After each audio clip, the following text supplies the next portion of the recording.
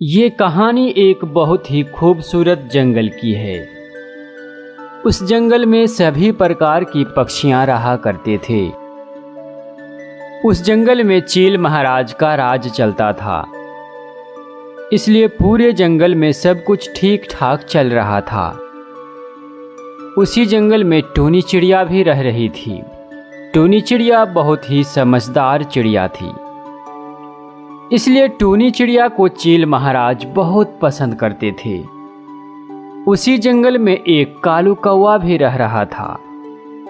कालू कौवे का घोंसला सभी पक्षियों से अलग दूर एक सुनसान इलाके में था।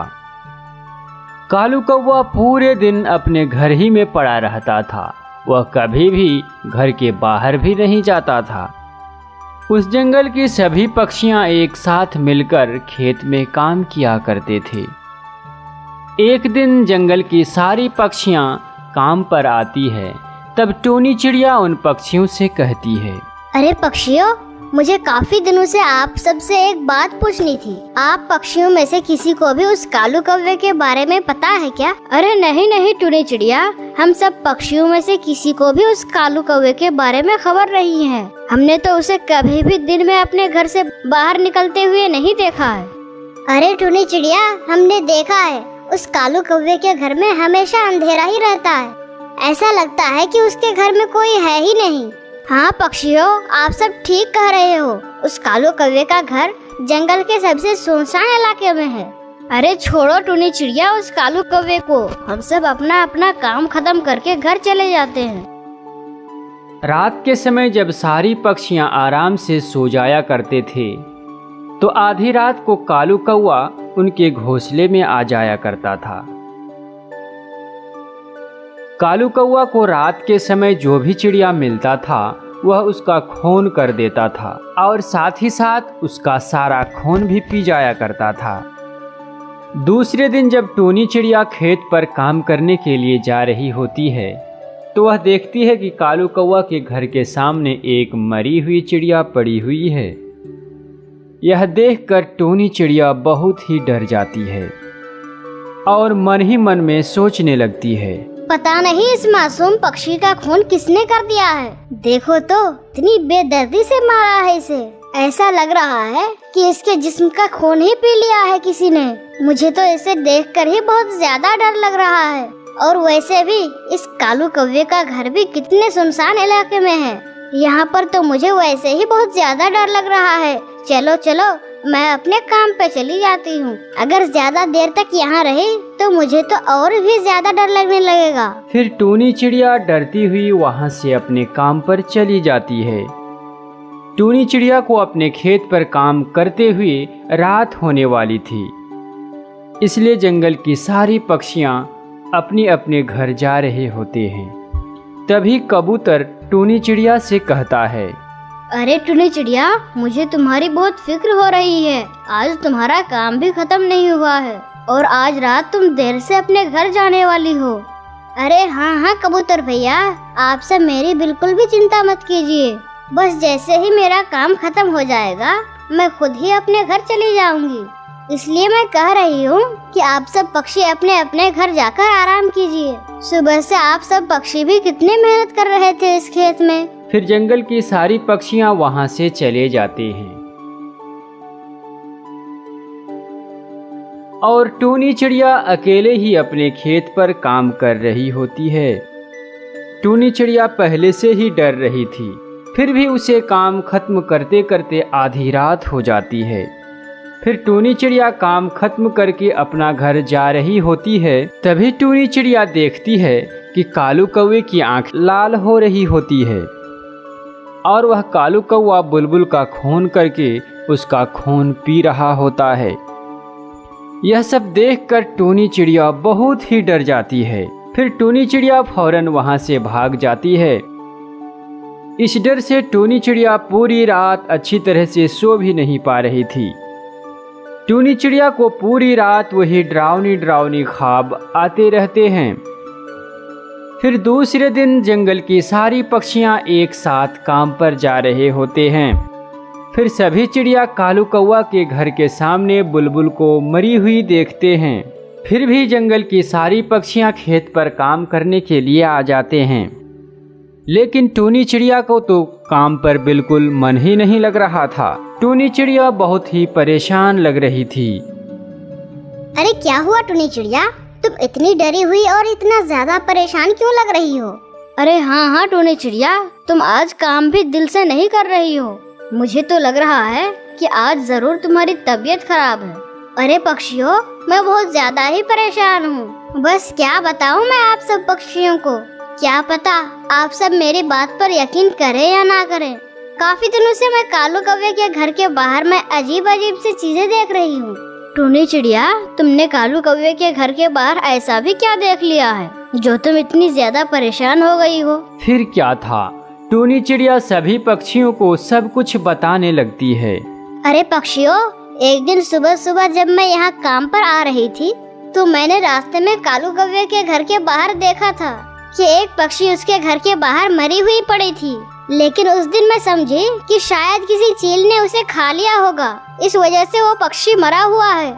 लेकिन कल जब मैं आधी रात को अपना घर जा रही थी तो मैंने रास्ते में देखा था कि कालू कौवे की आंखें बहुत ज्यादा लाल हो रही थी, और तो और वह कालू कौवा उस बुलबुल को खा रहा था। मुझे तो लगता है कि उस कालू कौवे पर किसी जिन या भूत का साया है।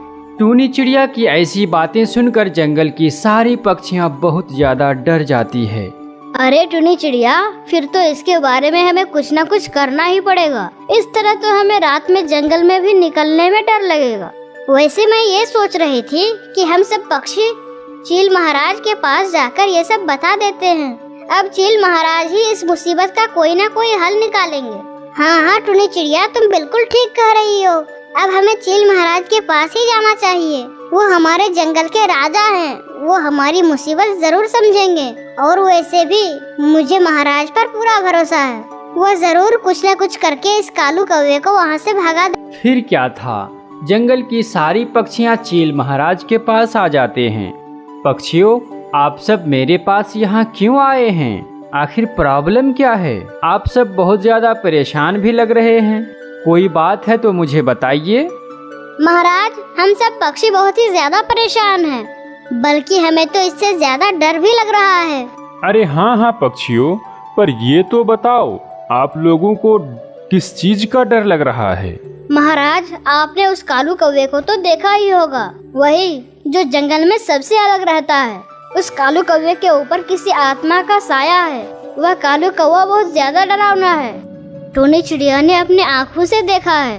वह कालू कौवा रात को पक्षियों को मारकर उनका खून पी जाता है। उसकी आंखें भी लाल हो रही होती है। अरे पक्षियों, आप लोगों की बात सुनकर तो मुझे भी ऐसा लग रहा है कि हो सकता है उस कालू कौवे पर किसी आत्मा का साया है। लेकिन पक्षियों, इस तरह तो हम कालू कौवा का कुछ कर भी नहीं सकते हैं। अब हमारे पास एक ही उपाय है। अब हमें अपने जंगल में उस उल्लू साधु को बुलाना ही पड़ेगा।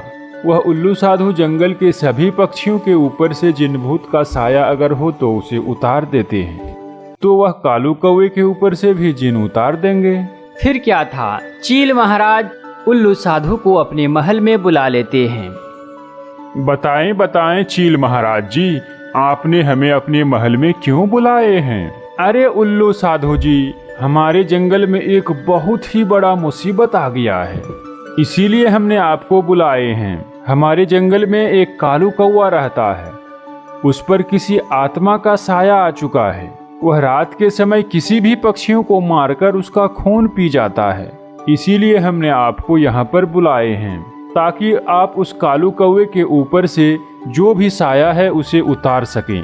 ठीक है महाराज, अब मुझे उस कालू कौवे के घर पर ले चलें। अब आप लोग देखते जाइए मैं उस कालू कौवे की आत्मा को कैसे भगाता हूँ। फिर क्या था, जंगल की सारी पक्षियां और चील महाराज भी उल्लू साधु को लेकर कालू कौवा के घर पर आ जाते हैं। जंगल की सारी पक्षियां और चील महाराज भी उस कालू कौवे को देखकर डर रहे होते हैं। अरे पक्षियों, तुम सब यहाँ क्यों आए हो? तुम लोगों को देखकर तो मुझे बहुत ज्यादा भूख लगने लगी है। मैं तुम सब पक्षियों का खून पी जाऊंगा। अरे पक्षियों, तुम सबको डरने की कोई जरूरत नहीं है। अब मैं बस एक ही मंत्र पढ़कर इसकी आत्मा को यहाँ से भगा देता हूँ। फिर वह उल्लू साधु मन ही मन एक मंत्र पढ़कर कहने लगते हैं, ए कौवे, तू जो भी है इस जंगल के पक्षियों को परेशान करना छोड़ दे। तू इसी वक्त इस जंगल को छोड़कर चला जा, वरना तू अभी जिंदा नहीं बचेगा। फिर क्या था, अचानक से वह कालू कौवा बेहोश हो जाता है और वह आत्मा उड़ती हुई उस जंगल से चली जाती है।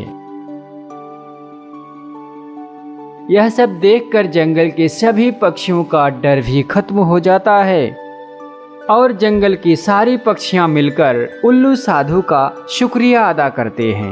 अरे बस बस पक्षियों, आप लोग मेरा शुक्रिया अदा मत कीजिए, ये तो मेरा फर्ज था। इस कालू कौवा के अंदर एक बुरा चील का साया था, तभी तो यह जंगल की पक्षियों को मारकर खा जाया करता था। लेकिन अब आप सबको डरने की कोई जरूरत नहीं है, इसमें से अब वह साया निकलकर भाग चुकी है। अब बस थोड़ी ही देर में इस कालू कौवे को होश आ जाएगा। फिर क्या था, अब जंगल की सारी पक्षियां मिलकर फिर से खेत में काम करने लगते हैं और फिर अब दोबारा से उस जंगल में सब कुछ ठीक हो जाता है।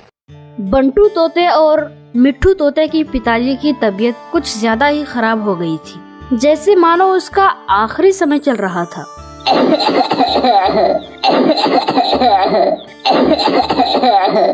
बेटा, मेरा तबीयत कुछ ठीक नहीं, ऐसा लगता है शायद मेरा आखिरी समय चल रहा है।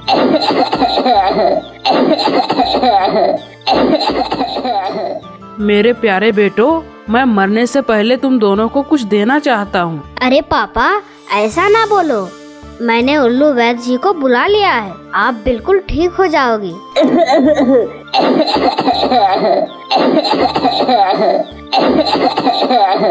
बेटा, तुम दोनों भाई आपस में कभी मत लड़ना, हमेशा एक साथ रहना। और मैंने तुम दोनों के हिस्से अलग अलग कर दिए हैं। बंटी तोते, ये वाला संदूक तुम्हारा है, और बेटा मिट्ठू तोते, ये वाला संदूक तुम्हारा है, इसलिए अब तुम दोनों बिल्कुल भी मत लड़ना। थोड़ी देर के बाद उल्लू वैद्य जी वहाँ पर आ जाते हैं।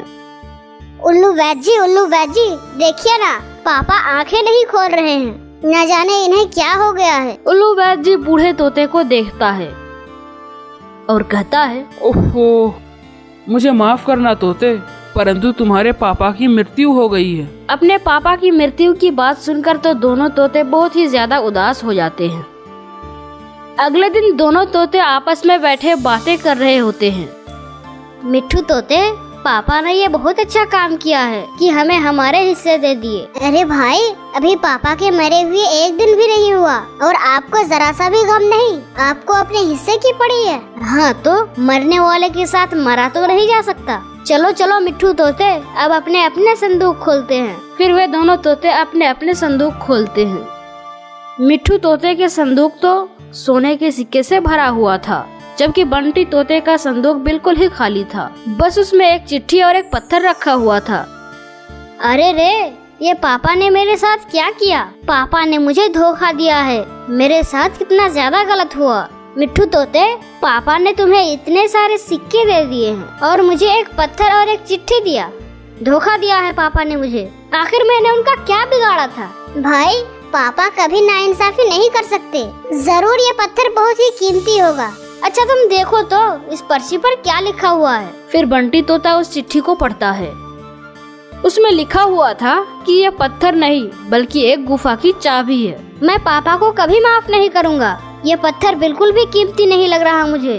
अरे भाई, मुझे पापा के इंसाफ पर पूरा यकीन है। वह कभी हमारे साथ गलत नहीं कर सकते। अरे मिट्ठू तोते, अगर तुम्हें पापा के इंसाफ पर इतना ही यकीन है तो तुम अपना ये संदूक मुझे दे दो और मेरा पत्थर वाला संदूक तुम खुद रख लो ना अपने पास। मैं जानता हूँ कि तुम ऐसा कभी नहीं करोगे, क्योंकि तुम्हें इतने सारे सोने के सिक्के जो मिल गए हैं। तुम तो अब बहुत ज्यादा खुश हो गए ना। अरे भाई, ये संदूक मेरे पापा ने मुझे दिया है, तो फिर तुम्हें कैसे दे सकता हूँ? मिट्ठू तोते, मैं तुम्हें अकेले ये सब कुछ ले जाने नहीं दूंगा। एक काम करो, इसमें से आधे सिक्के मुझे दे दो। भाई, आप तो सोने के लालच में पूरी तरह से अंधे हो गए हो, परंतु मैं लड़ना नहीं चाहता। मुझे पापा के इंसाफ पर पूरा यकीन है। आप मेरा संदूक रख लो, मैं आपका ये पत्थर वाला संदूक रख लेता हूँ। ठीक है ना भाई? अब आप खुश तो हो ना? ये पत्थर वाला संदूक मेरा और ये सोने का संदूक आपका। अब की ना तुमने अच्छी बात। चलो ठीक है, अब ये संदूक मेरा है। अगले दिन ही बंटी तोता अपने सारे सोने के सिक्के बेचकर एक बड़ा सा घर खरीद लेता है और मिट्ठू तोता तो बेचारा वही गरीब था। क्या बात है मिट्ठू तोते, इतना ज्यादा उदास क्यों लग रहे हो? अच्छा, तुम्हें तुम्हारे पापा की याद आ रही होगी ना? टुनी चिड़िया, पापा हमेशा यही चाहते थे कि हम दोनों भाई हमेशा एक साथ रहें, परंतु पापा के मरने के बाद तो भाई ने मुझे अकेला ही छोड़ दिया है। अब तो वो मुझे पहचानते भी नहीं। ओहो, बहुत ज्यादा अफसोस हुआ। बंटी तोता तो बहुत ज्यादा स्वार्थी निकला, परंतु मिट्ठू तोते, तुमने जो मुझे पत्थर दिखाया था वो पत्थर तो मुझे बहुत ज्यादा ही कीमती लगता है। और उस चिट्ठी पर भी तो लिखा हुआ था कि ये पत्थर नहीं बल्कि एक गुफा की चाबी है। मुझे लगता है वो पत्थर तुम्हारे कोई ना कोई काम आ ही जाएगा। हाँ टुनी चिड़िया, मैं भी यही सोच रहा हूँ, परंतु मुझे कुछ समझ में नहीं आ रहा। आखिर उस चिट्ठी पर ऐसा क्यों लिखा हुआ है कि वो पत्थर एक गुफा की चाबी है? तोते, मुझे लगता है कि वो पत्थर किसी गुफा का है। हमें पहाड़ों की तरफ जाना चाहिए और वह गुफा ढूंढनी चाहिए। हाँ टुनी चिड़िया, तुम बिल्कुल ठीक कह रही हो। चलो हम पहाड़ों की तरफ चलते हैं। फिर टुनी चिड़िया और तोता पहाड़ों की तरफ जाते हैं, गुफा तलाश कर। एक दिन टुनी चिड़िया ने अपने घोंसले में एक अंडे दिए और फिर जी जान से वह अपने अंडे की रखवाली में लग गई। कुछ दिनों बाद आखिरकार वह दिन आ ही गया जिसका टोनी को बेसब्री से इंतजार था। वह दिन था उसके अंडे का फटने का दिन। थोड़ा हिलने डुलने के बाद अंडा फूटा और उसमें से एक छोटी चिड़िया बाहर आई। जब टोनी ने चिड़िया को देखा तो वह हैरान रह गई, क्योंकि उस चिड़िया की 2 गर्दनें थीं। मतलब वे दोनों अलग अलग बात कर सकती थी, अलग अलग सोच सकती थी। दोनों का दिमाग अलग अलग था। टूनी ने उसका नाम ट्विंस रखा। राइट वाली गर्दन को राइटी और लेफ्ट वाली गर्दन को लेफ्टी कहने लगा। एक दिन ट्विंस सैर करने के लिए ऐसे ही जंगल में उड़ रही थी। तभी लेफ्टी की नजर एक पेड़ पर पड़ी जिस पर पके पके सेब लटक रहे थे। ट्विंस जाकर उस पेड़ पर बैठी और लेफ्टी ने सेब खाना शुरू कर दिया। वाव, कितना टेस्टी है ये सेब।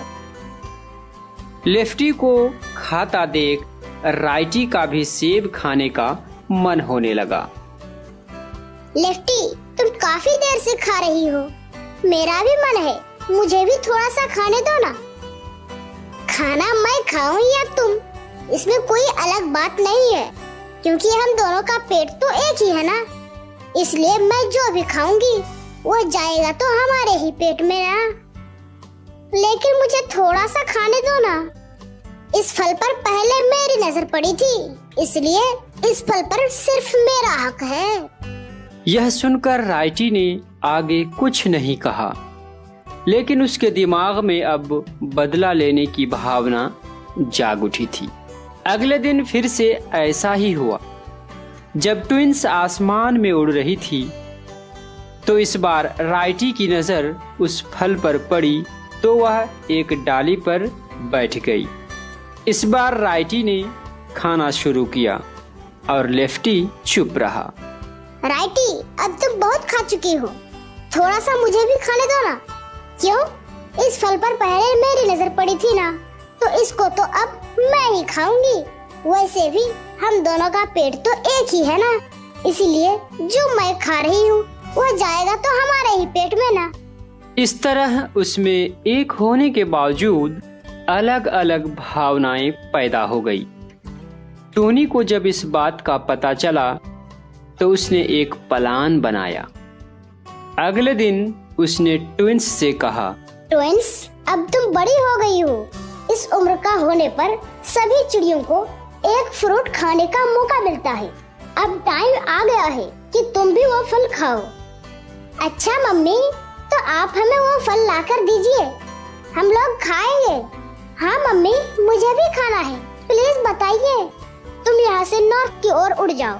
छोटा तालाब पार करने के बाद तुमको लेफ्ट साइड में एक पेड़ दिखेगा जिसमें तुम्हें नीले रंग के फल लटके हुए मिलेंगे। वही फल है जिसे तुम्हें खाना है। यह बात सुनकर लेफ्टी खुश होकर बोला, इसका मतलब है उस फल पर पहले मेरी नजर पड़ेगी। यह सुनकर राइटी को बुरा लगा, लेकिन वह कुछ नहीं बोला। उसके बाद ट्विंस नॉर्थ की तरफ रवाना हो गई। काफी दूर जाने के बाद उसे वह पेड़ नजर आ गया जिसके बारे में टूनी ने उसे बताई थी, लेकिन फल लेफ्ट साइड में होने की वजह से लेफ्टी की नजर उस पर पहले पड़ी, इसलिए वह उसको खाने लगी। वाह, कितना टेस्टी है यह फल, मजा आ रहा है। यह सुनकर राइटी कुछ नहीं बोली, क्योंकि उसको पता था कि अगर वह बोलेगी भी तो लेफ्टी उसे कुछ नहीं देगी। लेफ्टी ने खूब मजे से खाया और फिर राइटी बोली, बस करो, कितना खाओगी, पेट भर गया है अब। पता है, लेकिन क्या करूं, ये है ही इतना टेस्टी, छोड़ा ही नहीं जा रहा। वे दो तो थे, लेकिन पेट तो एक ही था, इसलिए लेफ्टी भी और ज्यादा फ्रूट ना खा पाई और फिर ट्विंस वापस अपने घोंसले की तरफ चल दी। ट्विंस, कैसा लगा बेटा वो फल? मजा आया ना? हाँ मम्मी, बहुत मजा आया, बहुत टेस्टी था वो फल, लेकिन इसने मुझे थोड़ा सा भी खाने नहीं दिया। लेफ्टी, तूने ऐसा क्यों किया? मम्मी, वो पेड़ तो लेफ्ट में था, इसलिए उस पर मेरी नजर पहले पड़ी, इसलिए उसे खाने का हक तो मेरा ही था ना, इसीलिए मैंने नहीं दिया। समय आने पर तुम्हें सब पता चल जाएगा। कुछ देर बाद ही लेफ्टी के गले में दर्द होना शुरू हो गया और रात होते होते उसका गला पूरी तरह से खराब हो गया। अब उसे बोलने में भी तकलीफ हो रही थी। मम्मी, गले में सुबह से ही दर्द है, जब से वो फ्रूट खाया था। लगता है तुमने वो फ्रूट कुछ ज्यादा ही खा ली थी, इसलिए तुमको ये तकलीफ हुई। माँ, अब आप ये बताओ कि मेरा गला कैसे ठीक होगा? तुमको फिर से उसी तरफ जाना होगा। नीले फ्रूट के पेड़ से कुछ आगे जाने पर तुमको राइट साइड में एक पेड़ नजर आएगा जिस पर वैसा ही हरे रंग का फ्रूट लगा हुआ होगा। उसको खाते ही तुम्हारा गला ठीक हो जाएगा। ठीक है मम्मी, मैं उसके लिए निकलती हूँ। यह कहकर ट्विंस वहाँ से निकली और कुछ ही देर में उस पेड़ के पास पहुँच गई, लेकिन वह पेड़ राइट में था, इसलिए राइटी की नजर उस पर पड़ी और जब वे पेड़ पर बैठी तो राइटी ने उसको खाना शुरू किया। राइटी, मेरा गला खराब हो रहा है, फ्रूट को मुझे खाने दो। इस पर पहले मेरी नजर पड़ी थी, राइट साइड में है, इसलिए इसे खाने का हकदार मैं ही हूँ। इतना कहकर राइटी ने उस फल को खूब मजे से खाई और फिर अपने घोंसले की तरफ चली गई। उसके पास जाकर टूनी ने देखा कि लेफ्टी का गला अभी भी ठीक नहीं हुआ है, तो लेफ्टी ने टूनी को सब कुछ बता दी। तब टूनी मुस्कुराई, क्योंकि अभी असली प्लान बाकी ही था। कुछ देर बाद राइटी के पेट में दर्द होने लगा और फिर राइटी टूनी से बोली, मम्मी, मेरे पेट में दर्द हो रहा है।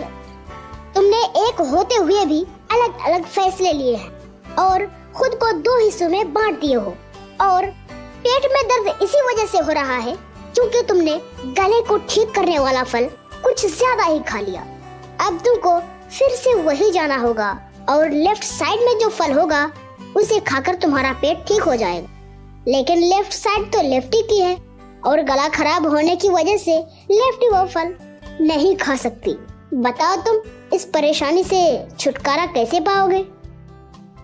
ये बात सुनकर लेफ्टी और राइटी दोनों को अपनी गलती का एहसास हो गया।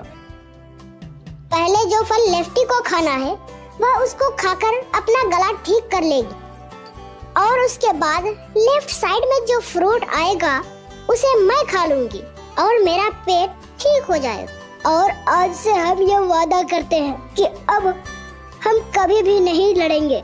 जो भी मिलेगा उसे आधा आधा खाया करेंगे और एक दूसरे की भी बात मानेंगे। यह सुनकर टूनी खुश हो गई और फिर ट्विंस अपने दो मुंह के साथ उड़ गई। पहले राइटी ने लेफ्टी को वह फ्रूट खिलाई जिससे लेफ्टी का गला ठीक हो गया। फिर आगे चलकर लेफ्टी ने राइटी को फल खिलाई जिससे उसका पेट ठीक हो गया। फिर ट्विंस खुशी खुशी अपने घोंसले वापस चले गए। लेफ्टी और राइटी एक दूसरे से बातें करते करते फिर से एक हो गए। इस कहानी से हमें यह शिक्षा मिलती है कि हमें कभी भी आपस में झगड़ना नहीं चाहिए। दोस्तों, कहानी अच्छी लगी हो तो वीडियो को लाइक कर दीजिए और इसी तरह की इंटरेस्टिंग कहानी के लिए हमारे चैनल को सब्सक्राइब करना ना भूलें। Thank you. इस बार जंगल में कड़ाके की सर्दी पड़ रही थी। पक्षियों का घर से निकलना बिल्कुल ही बंद था। बस चारों तरफ सफेद धुएं की धुंध थी। मम्मा मुझे बाहर जाना है। काफी दिन हो गए हैं मैं उड़ा नहीं हूँ। अब तो मेरे पंख भी अकड़ गए। नहीं बेटे कुकू, आप बाहर नहीं जा सकते। चारों तरफ घनी धुंध छाई हुई है। इसमें आपको जरा सा भी दिखाई नहीं देगा और जब आपको कुछ दिखाई ही नहीं देगा तो आप उड़ोगे कैसे? आप उड़ नहीं पाओगे बेटा। और अगर ऐसे में आपको कुछ हो गया तो मेरी तो जान ही निकल जाएगी। ठीक है मम्मा, मैं घर से बाहर नहीं जाऊंगा। लेकिन मम्मा एक बात बोलूं, जिन पक्षियों के घर नहीं होते हैं तब वो ऐसे ठंड में कैसे जिंदा रहते होंगे? वो तो इतनी ठंडी में मर ही जाते होंगे ना। हाँ कुकू, ऐसी सर्दी में बिना घर के रहना बहुत मुश्किल है, परंतु हर कोई पक्षी अपना अपना इंतजाम कर लेता है, चाहे वो गरीब हो या अमीर। रानो चिड़िया ने सही कहा था, मगर जंगल में खतरनाक बाज और उल्लुओं का डेरा था। वे उल्लू और बाज बिना घर बनाए रहते थे। उल्लू जल्दी से आग जला दे, मेरे पंख जम गए मेरे पंख। मैं कहाँ से आग जला दूं? पत्ते लकड़ियाँ सब ओस की बूंदों से भीगे हुए हैं। मैं यहाँ 5 सालों से रहती आई हूँ मगर ऐसी ठंड कभी नहीं देखी। उल्लू कुछ भी करके आग जला, मुझे तो बहुत ठंड लग रही है। चील दी, अगर हम यहाँ रहे तो पक्का सुबह तक मारे जाएंगे। मैं तो कहता हूँ यहाँ से कहीं चलें और अपने लिए कोई सुरक्षित स्थान ढूंढें। उल्लू, हम कहाँ जाएंगे? हमारा तो यही घर है, यही तो रहते हैं हम। चील दी, जंगल के अंदर छोटे पक्षी अपना नरम नरम और गरम गरम घोंसला बनाकर रहते हैं। मैं तो कहता हूँ किसी को भी डराकर उसका घर हथिया लेंगे। और वैसे भी आप तो चील हो, आपसे तो सभी डरते हैं। ऐसे बातें करके उल्लू और चील जंगल की तरफ निकल जाते हैं। वो कड़ाके की सर्दी में उड़े जा रहे थे। उल्लू, यहाँ तो काफी सारे घर हैं। हम इतने पक्षियों में से किस पक्षी को भगाएंगे? चील जी, वो बीच वाले घर कौवों का है, हम उन्हीं को भगा देते हैं। उनका घर दिखने में बड़ा है, हम दोनों वहाँ आराम से रहेंगे। क्या वे कौवे कालू और गोरी हैं? अगर वे कालू और गोरी हुए तो मुझे अपना पुराना बदला भी लेना है। बड़े शैतान और चालाक कौवे हैं ये। कुछ दिन पहले मेरे अमरूद चुराकर भाग रहे थे, मैं उन्हें पकड़ नहीं पाई। आपको जो भी करना है कर लेना, पर यहाँ से जल्दी चलें। मेरी तो कुल्फी जमी जा रही है ठंड से। फिर चील और उल्लू कालू कौवे के घर का दरवाजा खटखटाते हैं। कालू जी, देखे तो इतनी रात को कौन आया है? कालू जाकर दरवाजा खोलता है। चील और उल्लू दोनों घर के अंदर आ जाते हैं। चील जी, आप इस समय और यहाँ? मैंने कुछ भी नहीं किया था उस दिन। सारी गलती तो इस कालू कौवे की थी। नहीं नहीं चील जी, मुझे मत मारना। गौरी ने ही मुझे आपके अमरूद चुराने को बोला था। चुप कर जाओ दोनों के दोनों, मेरा भोजन लेकर भागे थे ना उस दिन। बड़ा शौक है तुम्हें भागने का। तुम लोगों को आज पता चलेगा जब तुम लोग अपने ही घर को छोड़कर भागोगे। नहीं चील जी, ऐसा ना करना, हमें हमारे घर से मत निकालो। बाहर कड़ाके की ठंड पड़ रही है, मैं तो मर ही जाऊंगी। हाँ तो मर जाओ ना, अब मैं पूरी सर्दी इसी घर में रहूंगी। अब तुम दोनों यहाँ से जाते हो या फिर मैं कच्चा चबा जाऊँ? हाँ जाते हैं, पर एक बात कहनी थी आपसे। रानू चिड़िया का घोंसला बहुत गर्म है और उसके घोंसले में ढेर सारा भोजन भी है। हमारे घर में क्या है, बस टूटे फूटे घर में हम लोग गुजारा करते हैं। हाँ, हमारे घर में क्या है चील दी, गौरी ठीक कह रही है। चिड़िया के घर में तरह तरह के फल और 36 प्रकार के भोजन हैं और ढेर सारी लकड़ी भी, जिसे जलाकर ठंड से राहत पा सकते हैं। अगर आप चाहो तो पूरी सर्दी आप चिड़िया के घर में ठाठ से गुजार पाओगे। हमारे घर में तो कुछ भी नहीं है। कालू और गौरी की ऐसी बातें सुनकर चील और उल्लू सोच में पड़ जाते हैं। बात तो ये दोनों सही कह रहे हैं। मुझे इनके घोंसले में दाना भी नहीं दिख रहा। जैसे इनको भगाया है वैसे उस चिड़िया को भी भगा दूंगी। कम से कम दाना तो मिलेगा भरपेट और आग जलाने के लिए लकड़ी भी। चलो कालू जी, हम कहीं और जाकर अपना डेरा डालेंगे। यहाँ तो चील जी को रहने देते हैं। कालू जी, आज रात हम चिड़िया के घर में ही रह लेंगे, फिर कल हम देखेंगे नया घोंसला बनाने के बारे में। रुको, मुझे नहीं रहना है इस टूटे फूटे घर में। मैं जा रही हूँ, तुम ही रहो अपने टूटे फूटे घर में। ऐसा कहकर चील और उल्लू घर से बाहर चले जाते हैं और चिड़िया का दरवाजा खटखटाते हैं। जैसे ही चिड़िया घर का दरवाजा खोलती है तो उल्लू और चील घर के अंदर घुस जाते हैं। कुकू और रानो तो बहुत डरे हुए थे। सही कहा था उन कौवों ने, यहाँ तो ढेर सारे तरह तरह के भोजन हैं और ये घोंसला भी कितना गर्म है। चल बच्चे, घोंसले से बाहर निकल, आज से ये घर हमारा है। आप बड़े पक्षी हम छोटे पक्षियों को हमेशा तंग क्यों करते हो? लेकिन इस बार मैं ऐसा नहीं होने दूंगी। मैं इस बार अपना घर नहीं छोड़ूंगी, चाहे कुछ भी हो जाए। कमजोर छोटी चिड़िया, चुपचाप यहाँ से चली जाओ, वरना तेरे बेटे को चील एक ही बार में निगल जाएगी। अब छोटी चिड़िया तू ही फैसला कर, तुझे घर चाहिए या फिर अपना नन्हा मुन्ना बेटा।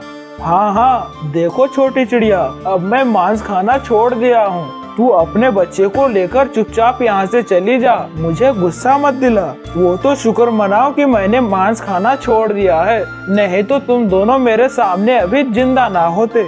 चील की ऐसी बातें सुनकर मम्मा चिड़िया करती भी तो क्या करती, वो अपने बेटे को सीने से लगाती है और अपनी पीठ पर बिठाकर घर से बाहर निकल जाती है।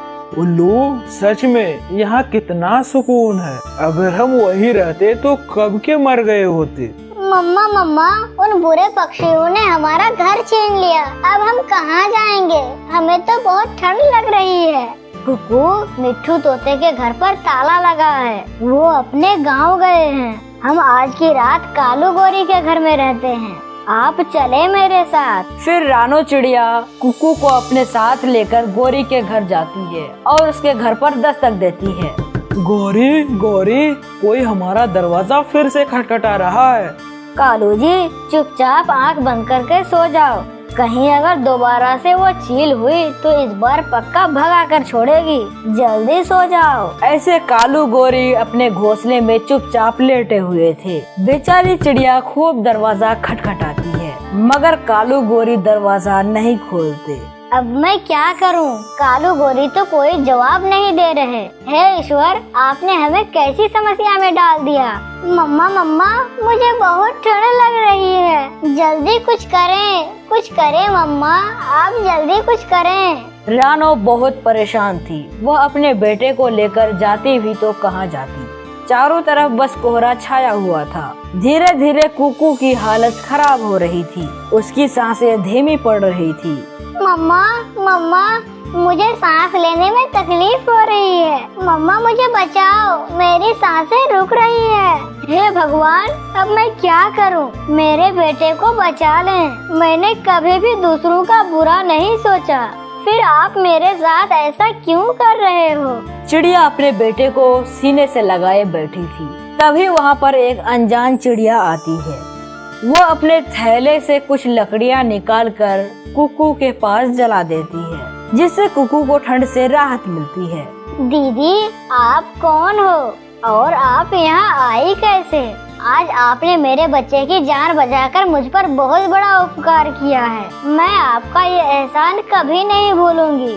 मैं तो बस यहाँ से गुजर रही थी, तो बस मैं यहाँ आपके पास आ गई। वैसे आपको घर की जरूरत है। मुझे पत्तों का घर बनाना बहुत अच्छे से आता है। अगर आप कहे तो मैं आपके लिए एक पत्तों का बहुत ही सुंदर घर बना देती हूँ, जो रहने के लिए बहुत अच्छा होगा और उसके अंदर बहुत ही गर्मी होगी। आप उसमें आराम से रह सकते हो।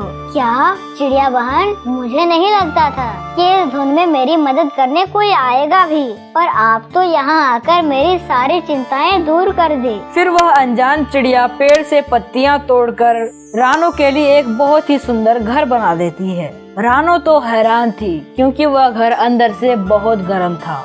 जाओ चिड़िया बहन, अब अपने बेटे को घर के अंदर ले जाओ। बाहर बहुत कड़ाके की सर्दी है। आपका बहुत बहुत धन्यवाद। आप भी हमारे साथ अंदर चलें। नहीं नहीं, मुझे और भी पक्षियों की मदद करने जाना है। जैसे आप ठंड में बाहर खड़े और आपको रहने के लिए कोई अच्छी जगह नहीं मिल रही थी, वैसे ही और भी बहुत सारे पक्षियाँ हैं जो ठंड से मर रहे हैं। मुझे उनकी भी मदद करनी है। अब तुम दोनों जल्दी से घर के अंदर चली जाओ, वरना कुकू को ठंड लग जाएगी।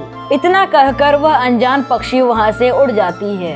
रानो और उसका बेटा कुकू पत्तियों के घर के अंदर घुस जाते हैं और ठंड भर वह उसी घर में रहते हैं। आपका बहुत बहुत धन्यवाद। प्यारे दोस्तों, अगर आपको हमारी ये कहानी अच्छी लगी हो तो कृपया इस वीडियो को लाइक करें और हमारे चैनल को सब्सक्राइब करने के साथ साथ बेल के आइकन को भी जरूर दबाएं। आपका बहुत बहुत धन्यवाद।